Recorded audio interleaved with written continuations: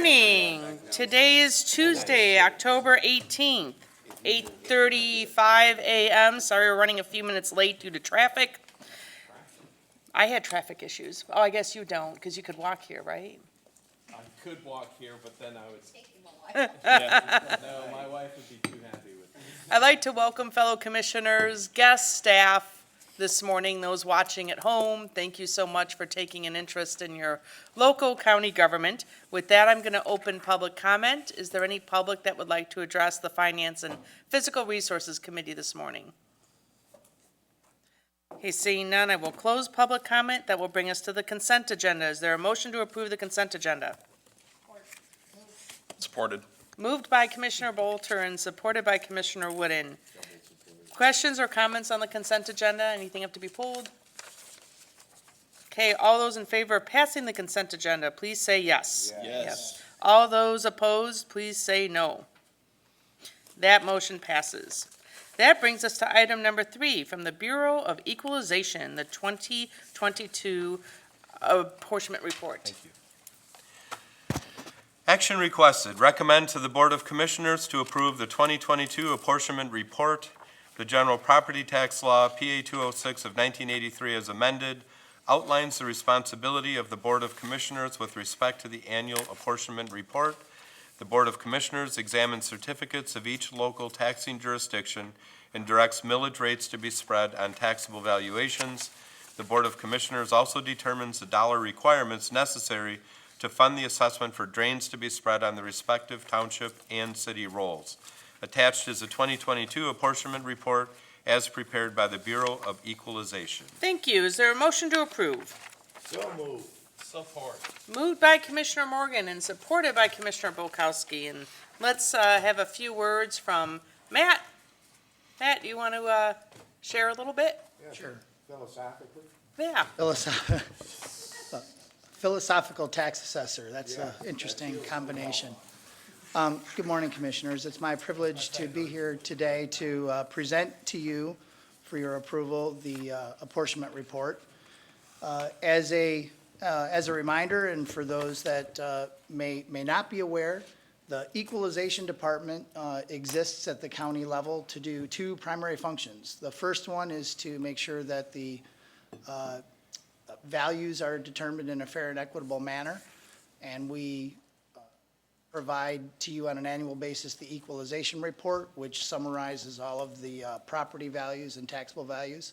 The second required report that the Board of Commissioners is responsible for is the annual approval of the millage rates. So in the property tax, you have the value and the rate, which equals the tax.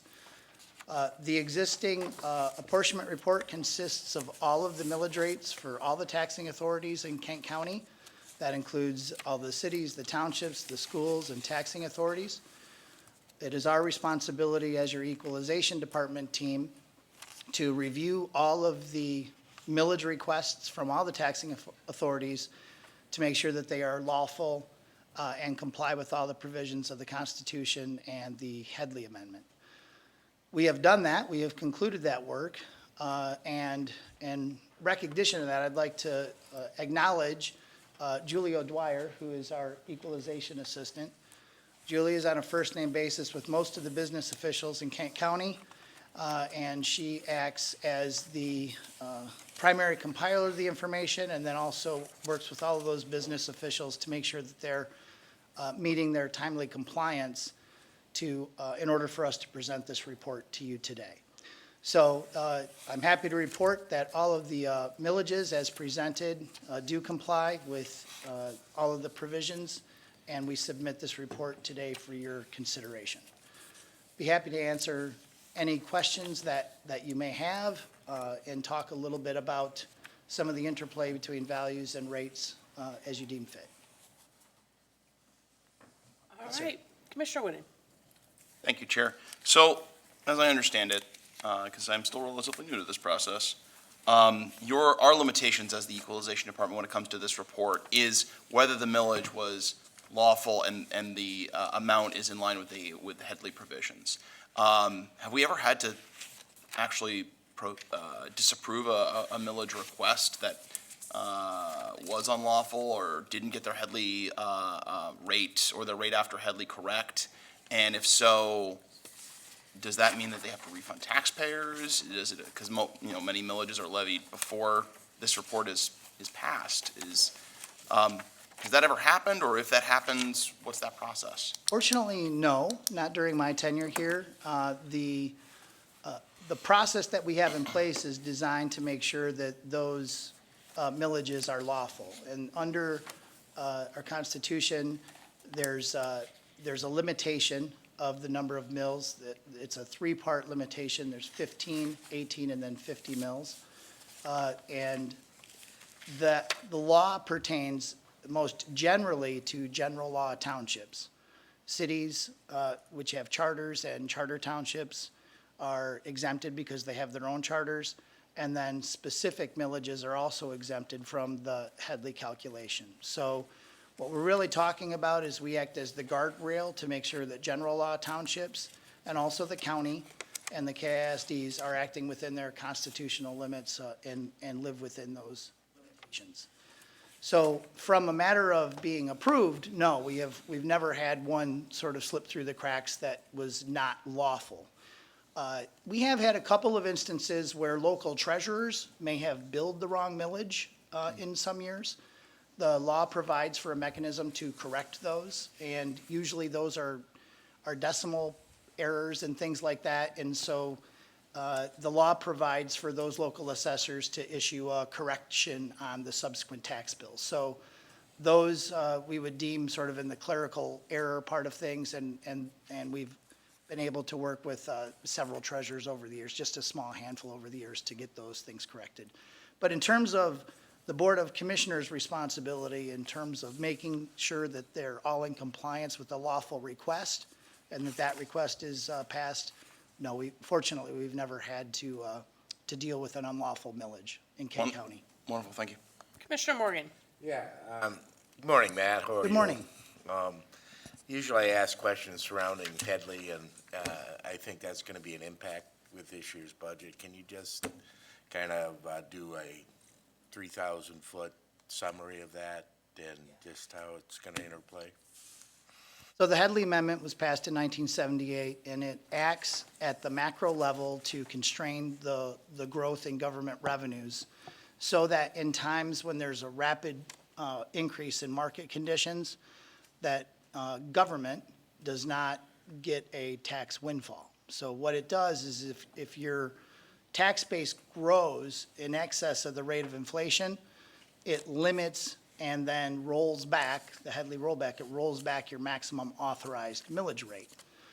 So for many years here in Kent County, acting as prudent stewards, we never really levied up to our maximum authorized millage rate. That changed 6 years ago when we hit our maximum authorized millage rate. And for the last 6 years, the county, along with most of the taxing authorities in the county, have been in a Headley rollback environment. And we've had a Headley rollback for the last 6 years. So that Headley amendment is working exactly as it was designed, so that anytime the market exceeds inflation, the millage rate is automatically reduced unless you have a subsequent vote of the people to override that. And that's why in particular in many school districts, et cetera, you'll see fairly routine Headley override millages so that they can restore the capacity that is built in as a constraint within our Constitution.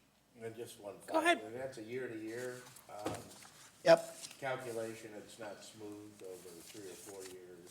There's no smoothing involved. that is correct. It's calculated on an annual basis. Thank you. Okay, anyone else? Yes, Commissioner Bukowski. I just want to first say thank you, Chair, and then Matt, for you and your staff for continued fantastic work. It's one thing to keep track of cities, townships, and villages, and then when you weave in a few school districts, which, you know, when you look at maps, schools and their boundaries have no rhyme nor reason. You know, just my fair city of Grand Rapids, you have 7 school districts to juggle. So again, thank you for keeping all the numbers straight. making sure that we don't have challenges to your excellent work. And people continue to purchase your services, correct? Other counties? Or We that do, we are collaboration? currently providing equalization director services through an intergovernmental agreement with Allegan County, correct?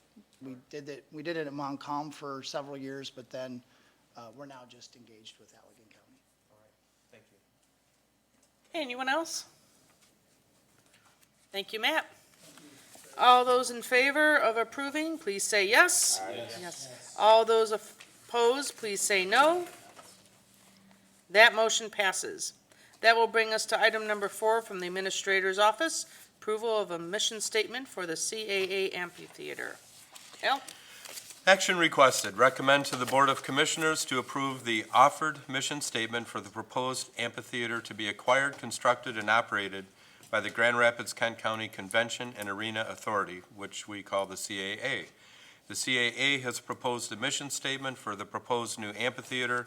The proposed mission statement must be reviewed and approved by the Board of Commissioners and the City Commission under the terms of the CAA operating agreement. The proposed mission statement is to encourage economic development within the West Michigan region, create jobs, and provide an amphitheater facility for entertainment, enjoyment, and benefit of the resident in an economical manner with a priority of facility fiscal responsibility through the delivery of events that are primarily entertainment-related with a secondary emphasis on artistic and community activities and public events. The proposed statement has been reviewed as to form by corporate counsel. Is there a motion to approve? Support. Moved by Commissioner Bolter, supported by Commissioner Bolkowski. We'll take questions, comments, and discussion. Commissioner Morgan? Anything? A mission statement, well, It's already exists for the other facilities, for the Van Andel and for the DeVos Place, and it's required by the operating agreement that the boards approve it. and this has been approved by the CAA, No, we do it first, then the city, then the CAA is how it rolls out. so it's not, okay. But yes, they're aware of the right, their attorneys prepared the draft, so yes, So the cart's not before the horse? cart's not before the horse. Yes, Commissioner Bolter? Thank you, and just want to confirm with legal counsel that this mission statement doesn't obligate us financially to, in any way, shape, or form, correct? Correct. And the operating agreement that goes with this makes that clear in multiple ways. Commissioner Wooden? Thank you, Chair. Just as I read through this, and no disrespect to our attorneys in the room, but you can, once it was told me this was drafted by an attorney, things started to make a little sense. But I'm seeing for entertainment, enjoyment, and benefit of the resident. Was that a typo? Because we have more than one resident in Kent County. Yes, the S was, I just noticed the S was left off. It is Okay. all residents. Okay. I didn't know if there was a legal reason for leaving out the plural, No. for it being singular at One that moment. super resident that we're really trying. One important resident, yeah. One a year. Would we have to amend this resolution to ensure that that's there, or does the passage of the resolution? It's a nit that we'll take care of before it goes to the board. Perfect, thank you. Everybody got that? Please note that resident will be residents before we pass it. Okay. Okay, anyone else with questions or comments? It is a very long sentence. That's because attorneys get paid for by the word, is that right? I have to say, I didn't write this Okay, sentence. great. CAA's attorney wrote the sentence. She didn't say it was a run-on sentence, she just said it was a long. I said it's a very, very long sentence. I mean, somewhere in here, it makes me wonder, should a semicolon or two be used? It's a lot of commas. Yeah, and I think Sister Mary would have an issue with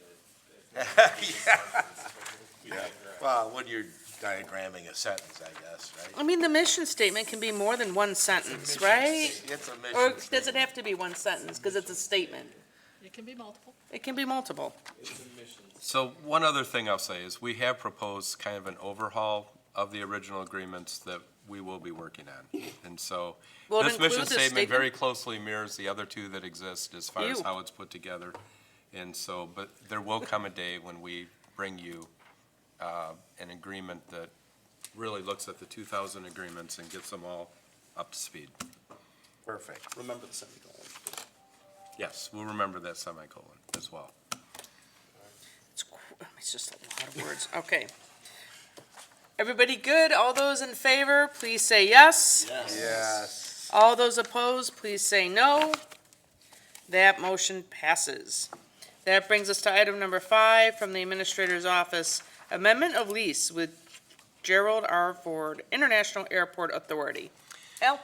Yes, action requested. Recommend to the Board of Commissioners to amend the existing lease with the Gerald R. Ford International Airport Authority, the authority, to clarify provisions regarding the length of leases and development agreements the authority is authorized to execute. The authority requested the existing airport lease and asset transfer agreement dated December 17, 2015, the lease between the county and the authority be amended to clarify certain provisions as follows. Section 1.3, on the right to transfer, to confirm that the authority has the authority to enter into a development agreement not to exceed 10 years in length and a lease not to exceed 40 years in length. The current language allows leases for up to 40 years but does not mention development agreements that generally accompany leases for new developments.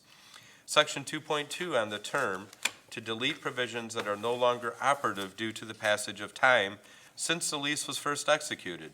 The current language to be deleted was operative in the first 5 years of the lease. Section 12.15, on subordination to bond resolution, to confirm that the agreement is subordinate to all bond resolutions passed by the Board of Commissioners. The current language is written in the singular. The authority would like to confirm that if the Board of Commissioners approves any additional bond requests, such requests will not violate the lease. The proposed clarification amendments are requested by the authority to assist in negotiations with potential development partners. The potential partners need up to 10 years to do the development and construction, with the subsequent 40-year lease for the operational period needed to generate the return on the development investment. The proposed amendments have been reviewed and approved by corporate counsel and outside bond counsel. Thanks. Is there a motion to approve? So moved. Support. Moved by Commissioner Bukowski, supported by Commissioner Morgan. We'll take questions, comments, and discussion. Commissioner Bukowski. Yeah, my question, and no problems with the changes. I know Commissioner Wooden's happier that we're going to make something plural that's currently singular. And definitely understand the need for that first bullet point to clarify the ability for the airport for these long-term leases to make additional cool things happen out there. My question is that the stuff that we're deleting, I totally trust council, totally trust the airport's council on this. At the same time, when we get a bond request, we get about 40 pages of boilerplate, and the only 2 issues we really need is how much, or 3, how much are we borrowing, what's the interest rate, and how much are we going to pay over time? Everything else is boilerplate. And citizenry, again, I don't know if any of us have actually read our mortgages through to through. So anyways, what's being deleted? I'm more curious, not concerned, just curious. And then also curious, from a historical perspective, 20 years from now, when Commissioner Morgan's back for a second time as a commissioner, the rest of us will have forgotten what happened. And just, again, we know they're not operative, but at the same time, to know in those first 5 years, these things did occur. Because, I don't know, whatever it's worth, Disability Advocates, we have our very first board listed in our bylaws. I make sure that stays there. It's just a nice historical note because people forget, and we shouldn't forget. So all of that comes to a request. If between now and when this is voted on next week, if we could just get even the whole thing, I'm sure you have one with a lined out. Be happy to get you the document. Yeah, it'd be more fun reading than, and I had fun reading Matt's report, but it would be way more fun reading than that. I'll be happy to get you the document. Briefly stated, the piece that is deleted was just a reversionary interest in case the authority completely imploded within the first 5 years. Perfect. Or It didn't happen, did it? to No, Commissioner I- Morgan's, pun loving, if the authority didn't take off in the first 5 years. But, I like that better. You're welcome. Commissioner Bolter? Madam Chair, just clarification on this third bullet. Just want to be sure that, is there a scenario that could be set up where the authority goes into some large-scale lease that they need to keep, and we need to bond for something else, but would it put us at odds that let's say we don't agree with their lease anymore, they want to continue to do it because they now have the authority to do it, we want to bond for something else, is there any type of scenario that would set up some sort of conflict? I guess I just don't understand this third section, or why we need to spell out, if we approve additional bond requests, it will not violate their lease requests. I just don't understand why that's there, or help me understand that. The way the document is currently worded, it is written in the singular, a bond request. And the forward thinking on the authority is that they may come to this board for an additional bond for an additional project. Obviously, the finance committee and then the full board would have their vote on whether we would issue those bonds. But the idea was, while we were making the update to the agreement, to confirm that if the county board approved additional bond request, it wouldn't violate the lease agreement with the authority because the board had approved two. At the airport. Correct. So I read it to mean any bond request. So let's say we want to go bond for a new building, or we want to bond No. for something else. These are just, if we approved additional, could we, since we're amending things, add airport bond requests Sure. to that? Because I just want to be clear that it doesn't, their decisions to extend leases don't change our decisions to back bonding for other things, I guess. Okay, thank you. Yes, Commissioner Wooden? Thank you, Chair. Two quick questions. One, building on Commissioner Bolter's. If I'm reading this third bullet correctly, though, it's mainly indicating that the lease and development agreements are subordinate to any bond resolutions.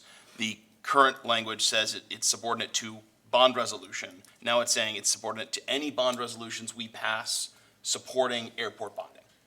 So if there are future bond resolutions, the agreement is subordinate to any of those. I need to back up one step. Okay. Because there's two different leases worked in this. The third bullet point deals with the lease between the county and the authority for the entirety of the airport. Okay. Not between the authority and then, say, a hotel vendor. Yeah. So this third bullet only deals with any bond resolution that the county board passes governs over the lease agreement between the county board and the airport authority. Okay. I thought it was kind of leases too. I read it to be whatever, so, okay, since it's kind of out of context. Thank you. And then my second question, just reading what these are, just to put these more in plain language, are these, essentially, is this to help enable some of the development that has been talked about in the previous bond request, the car wreck, the car rental space and others, or are there other potential developments that are down the pike that this is going to help enable? Just getting a little bit more of the kind of layperson context might be helpful. Welcome to the mic. Thank you. Good morning. Tori Richardson, President and CEO of the Airport Authority. To answer your question, Commissioner, the parcels that we're talking about, there's about 15 sites that are ready to be developed around the airport, ranging in size from just a couple acres to a couple hundred acres. And that is all development that would be consistent with airport operations and the surrounding land uses. So it's not some of the projects that you've heard us talking about with the terminal enhancements or the Conrack facility. These are new open field developments that are not ready for lease yet because there's significant infrastructure, utilities, environmental permitting, and those types of things that have to take place before we'd actually be somewhat shovel-ready to work on those parcels. So it's for new development going forward, not some of the projects that you've heard us talking about. But it is consistent with our airport master plan and the real estate development plan that we just completed. Wonderful. Thank you. Yes, Commissioner Morgan? Yes, Dory, this just changes the time frame from if we do sign a lease agreement, the clock starts ticking when the development starts to happen and not in the negotiation phase, or? Yeah, this is really a clarification, because as council mentioned, the first lease was silent on this. It just ran a 40-year provision for a lease, which is fine, and that's consistent with our original lease. The Federal Aviation Administration allows up to 50 years. So what we're trying to do is still stay compliant with the FAA, but allow us that extra 10 years, because again, some of these parcels could be a couple hundred acres. And on one of those parcels, you may have 40 different leaseholds that will exist on there once the site is fully developed. And we ran into the issue with developers not wanting to sign up to do that major infrastructure investment, knowing that they had to come back and seek 40 approvals or whatever, however many parcels they had to develop, and be at the risk of not getting some of those approved to recover some of their investment. So it's really just saying, developer, third-party developer, you have up to 10 years to get all the permitting, the planning, the environmental, wetland mitigation, all that stuff done, utilities brought in, and once you have a final user for lease, we would allow you that 40 years then to amortize your investment and recover your infrastructure costs, if you will. So it's just a clarification that it's a 40-year lease, and it could take in some of these parcels up to 10 years to get them shovel-ready where they could actually start leasing property. Okay, anyone else? All right, seeing none, all those in favor, please say yes. Yes. All those opposed, please say no. That motion passes. Thank you. That brings us to item, you're welcome. That brings us to item number 6 from the Administrator's Office, Ready by 5 millage allocations for 2023. Al? Action requested, recommend to the Board of Commissioners to allocate $7,841,744 in Ready by 5 millage funds for 2023 as recommended by First Steps Kent. The total recommended allocation for all 45 programs and services includes $7,841,744 for multiple healthy development programs, early learning programs, and parent education and support. The Ready by 5 Resident Proposal Review Committee evaluated the 2023 funding requests and made recommendations regarding funding for each service. For this round of funding, First Steps Kent received 23 proposals and recommended allocating $1.6 million to fund 19 new proposals for the contracts that will begin on January 1 and end on December 31 of 2023. Of this amount, funding requested for the county fiscal year of January 1 to September 30, 2023 is $1,351,857. The Ready by 5 Resident Proposal Review Committee also recommended that funding continues for 26 contracts that were funded for 2 years, beginning in 2022, as well as Ready by 5 evaluation and data service contracts. Funding requested for the continuation of these contracts for the county fiscal year of January 1 to September 30, 2023 is $6,178,780. Also included in this amount is $311,107 for First Steps Kent administration. The demand for millage-funded services continued in 2022. Between January and October, Ready by 5 served over 10,000 expecting parents and children through age 5 all across all areas of Kent County. The network of providers includes services for all families, including those with specialized needs such as families experiencing homelessness, families who are immigrants or refugees, families engaged with foster care services or child protective services, and children with behavioral health concerns. Thank you. Is there a motion to approve? Moved by Commissioner Sparks. Support. Support by Commissioner Whitten. We'll take questions, comments, and discussion at this time. Commissioner Sparks. Thank you, Madam Chair, and I apologize for being late. There are 4 accidents along 131 today, so didn't plan on those. But just really want the support of all of our commissioners for this proposal. It has been my sincere pleasure to work with the team of Ready by 5. They're on top of it. And, I mean, they've used some of the framework from the senior millage, which was very helpful, but then they've morphed into their own. And Sandra Ghoston-Jones, amazing team member to have, very blessed to have her on the team, a wealth of knowledge and information. So I hope that everyone agrees that this is the best thing for our county and helping our children 0 to 5. Thank you. Okay, anyone else? Commissioner Bulkowski. Yeah, just definitely echo Commissioner Sparks' comments about the impact of this work and looking forward to the data as it continues to be collected and then brought forward. My question is that the annualized appropriation or allocation is 9.8 million, and the millage brings in plus or minus 7, and so I knew the first year or two, we didn't allocate the whole 7. So I guess my question is, how is this gonna be smoothed out over the life of the millage? Or is there a cliff where we're just gonna cut $2 million when this gets back to just having the 7 million? So I don't know if, Any comments on that, Al? or is it something you can send our way before the 28th? Yeah, we'll send something your way before the 28th. I I'd know, like to put I know some we thought had into that. one pager that showed it. Yeah. Just wanting to see it again. We have a representative here, don't we, from, why don't you come on up? I have a feeling you might have some thoughts.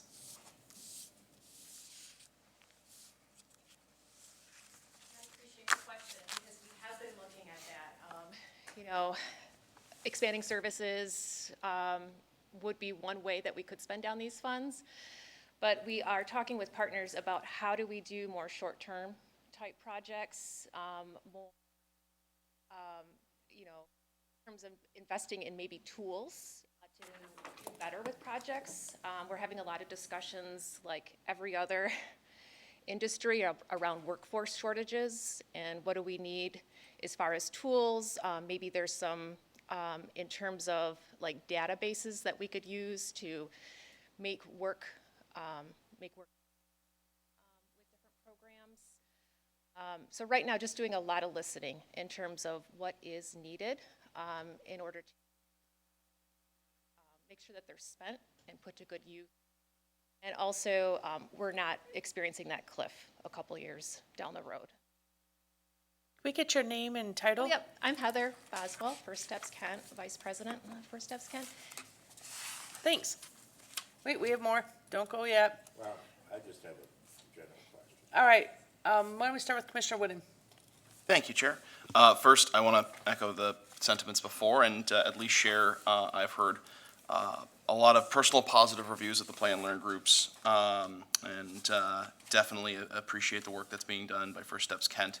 My question was, I see here how many proposals were funded.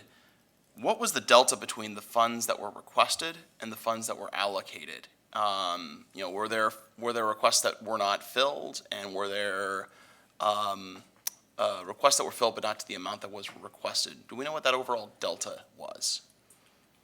I have that on my computer, so I can pull that up if that's helpful, and we can. I'll talk to you after the Okay. committee meeting, and, Yep. and I can decipher it from there. Absolutely. Thank you. Why don't we have you get that to Al so we can get it to all of us? Yes. What she said. Thanks. Commissioner Morgan? Yeah, I just need to understand Commissioner Bulkowski's comment when there was some funds not allocated in the beginning for this program. Was that part of the language for the millage, or was it just administrative? I guess I need to follow up with that so I understand it. I honestly don't know, so I'm just gonna have to Yeah. figure it out, and I'll get a note to all of you, It just, so. it piqued my curiosity, so. Go ahead, Commissioner Bulkowski. Yeah, I mean, just what, if my memory serves, it basically to ramp up the service, that couldn't go from 0 to 7 million more in year 1 in a prudent manner. And then because it's local dollars, we were able to carry it over. And then, I mean, senior millage, even 20 years on, will have a few $100,000 that it carries over because people don't expend it all. This, though, was more a factor of ramping it up. And then the plan was to, again, make numbers up. $2 million not spent in the first year would be spread over a few years of the millage. But again, my concern is that when we spread out those extra dollars and then we run out, all of a sudden we eliminate, according to just these numbers, it'd almost be $3 million of services would drop out because of the allocation. And so again, it's one of Al's favorite words, how do we smooth this out? Yeah. And I like that word. We gotta smooth it out as opposed, because I deal with cliffs all day long with people on the individual level and even systemically, and cliffs aren't fun, even with parachutes for me. So, anyways. I just wanted to make sure there was nothing in the middle. Thanks. I wanted to make sure that there was nothing in the millage language that forced that to happen, so we're not in compliance with the millage request, I guess, was where I was coming from, so. And I would only respond to say that, yeah, the voters were asked for these dollars for early childhood, Absolutely. and the assumption that we would spend them prudently because it is only an 8-year millage, and then going back out, it's to show, yeah, that it wasn't 7 across, it was up and then smooth. I like smooth. Okay, anyone else? Seeing none, all those in favor, please say yes. Yes. All those opposed, say no.